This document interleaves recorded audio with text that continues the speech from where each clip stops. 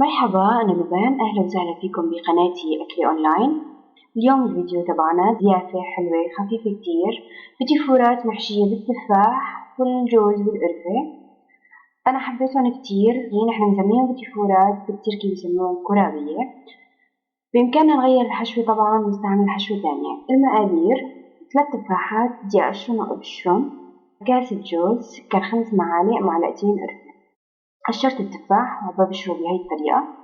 بعدها بدي أجيب مقلاية وأضيف عليه التفاح والسكر وأحطهم على نار متوسطة تقريبا لتذوب حبات السكر والتفاح يدبل. هون شوفوا التفاح دبل وراحت ميته تقريبا، بضل بقلبه. هذا بضيف الجوز كميته مثل ما بتحبوا، ممكن تقلل الكمية أو تزيد الكمية. حتى القرفة أنا استعملت معلقتين صغار، اللي ما بيحب القرفة يقلل الكمية.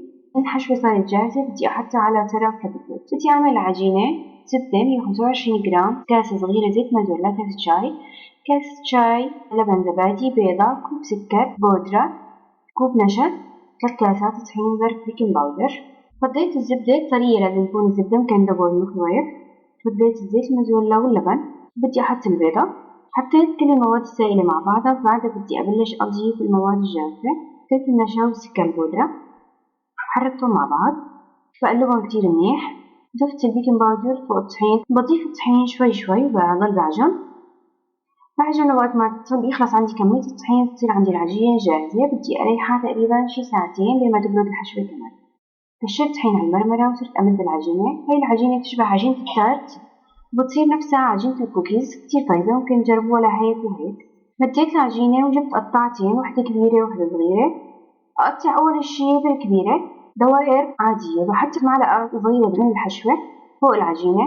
عندي هي الأداة إنه بتعمل فراغات بالعجينة، بتعملها شكل حلو. الدائرة الفوقانية عملتها بهاي الأداة، قصيت كل البديفورة بقطعها مدورة أصغر. برجع بعيد نفس العملية مثل ما انكم شايفين، بحطها فوق البديفورة وبرجع بقص الزوايد. هلا اللي ما عنده نفس الأداة ممكن يعملها بالسكينة. نعمل خطوط بالسكينة متشابكة، شي قصير وشي طويل، بحطها فوق البديفورة كمان نفس العملية. هاي اللي ما عنده الأداة نفسها عم بقصها.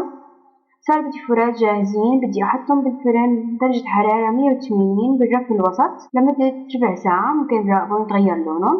بصفهم بصينية مبطنة بورقة زبدة، إذا كانت الصينية زيبال ممكن ما تحطوا تحتها شيء أبدا. نطالعهم نستناهم شوي ليبردون قدهم.